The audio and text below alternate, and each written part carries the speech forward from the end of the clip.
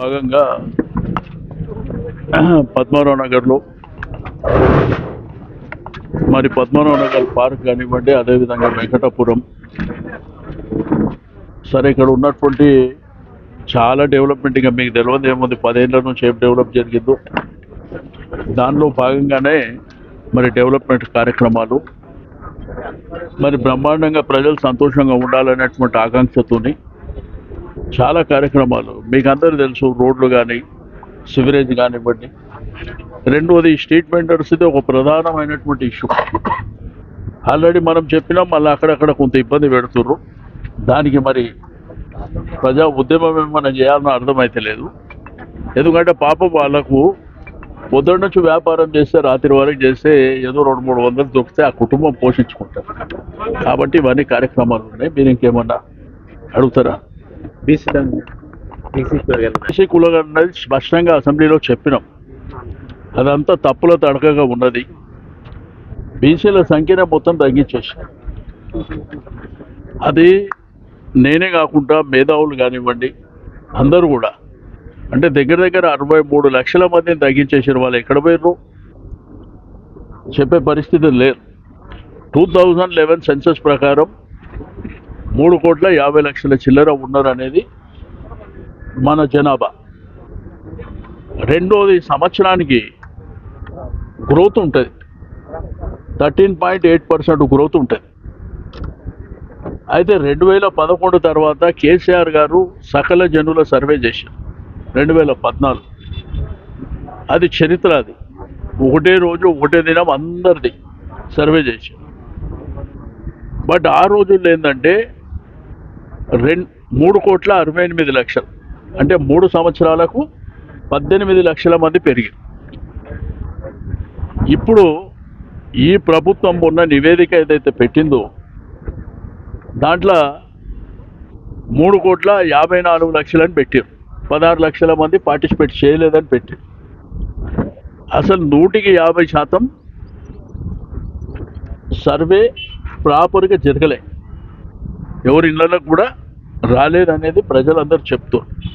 Okay, మీ దగ్గర ఉన్న నివేదిక పబ్లిక్ డొమైన్లో పెట్టండి, ఎవరున్నారు ఎవరు లేరు అవన్నీ తేలిపోతే ఒకటి. రెండోది రీసర్వే చేయమంటారు. రీసర్వే చేయడం మూలాన కరెక్ట్ క్లియర్ కట్ పిక్చర్స్ వస్తాయి. ఒకటి ఏంటంటే 21,600,000 చిల్లర మంది బీసీలు చనిపోయినారు అనే లెక్క చూపిస్తుంది.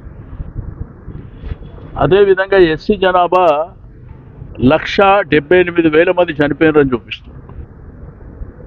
అదేవిధంగా ముస్లిం జనాభా 1,66,000 మంది సరే చనిపోయినారు అని చూపిస్తారు.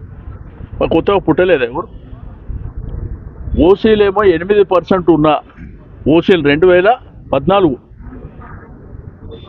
ఆటోమేటిక్ ఇప్పుడు 15% వరకు. అంటే దాంట్లో ఓసీ ముస్లింలు 2.48, అంటే 13 పాయింట్ చేంజ్ ఏమో ఓసీలని, ఓసీలలో ముస్లిమ్స్ 2.48 అని పెరిగిందని చూపిస్తాం. స్వాతంత్రం వచ్చినప్పటి నుంచి ఇప్పటి వరకు తెలంగాణలో 8%, అంటే 2014 లెక్కల ప్రకారం ఒకటేసారి 7% ఎట్లా పెరుగుతారు? ఓకే, పెరిగింది అనుకుందాం. మరి 7% పెరుగుతారు, వాళ్ళే పెరుగుతారా? బీసీలు పెరగరా? ఎస్సీలు పెరగరా? ఎస్టీలు పెరగరా? ముస్లిమ్స్ పెరగరా? అంటే అదర్ కమ్యూనిటీస్ ఏం పెరగరు. కాబట్టి నేను ప్రభుత్వానికి మొన్ననే అసెంబ్లీలో చెప్పిన, మళ్ళీ ఒకసారి రీసర్వే చేయండి. చాలా అనుమానాలు ఉన్నాయి, అందరు ఇబ్బంది పడుతుండ్రు, ఈ లెక్క ప్రాపర్గా లేదని చెప్పి. వాళ్ళు ఏం చెప్తున్నారు? ముస్లిం జనాభాని బీసీ జనాభాని కలిపి 56% అంట. అసలు ఒరిజినల్గా 2014 లెక్కల ప్రకారం 51% బీసీలు ఉన్నారు. అయితే 2014 నుంచి 11 ఏళ్ళలో పెరిగితే 60% రమారమి బీసీలే ఉంటారు ఖాళీ. ఇంకా ముస్లిమ్స్ ఆ 10% నుంచి వాళ్ళకు గ్రోత్ ఉంటుంది. ఎస్సీలది 17 పాయింట్ చేంజ్ చూపిస్తున్నారు. మరి వాళ్ళు కూడా పెరిగినటువంటి దాంట్లో ఉంటారు. అంటే వాళ్ళది కూడా 22-23 పోయే అవకాశం ఉంటుంది. ట్రైబల్ వాళ్ళు గిరిజనులు వాళ్ళు 10% చూపిస్తారు, అది కూడా పెరిగేటువంటి అవకాశం ఉంటుంది. అయితే ఓవరాల్గా ఏంటంటే అనేకమైనటువంటి అనుమానాలు అందరికీ ఉన్నాయి. దీనివల్ల ఏమవుతుందంటే ఇప్పుడు 3.1% చేయలేదంటుంది గవర్నమెంటే. అంటే వాళ్ళు అందుబాటులో లేరనో రకరకాల కారణాలు చెప్పావు. మరి అది ఎట్లా చెల్లుతుంది రేపు కోట్ల? ఎవరైనా కోర్టుకు పోతే ఎట్లా చెల్లుతుంది? ఒకటి రీఆర్గనైజేషన్ జరిగినప్పుడు, అంటే పార్లమెంటు సీట్ల సంఖ్య పెరిగినప్పుడు, అసెంబ్లీ సీట్ల సంఖ్య పెరిగినప్పుడు, రిజర్వేషన్లు పెరిగినప్పుడు మరి ఈ సంఖ్య ఎట్లా తేలుతుంది? అంటే జనాభా ప్రాతిపదికనైనా కదా జరిగేది. కాబట్టి మా డిమాండ్ వల్ల మీరు రీసర్వే చేయండి. పార్టీకి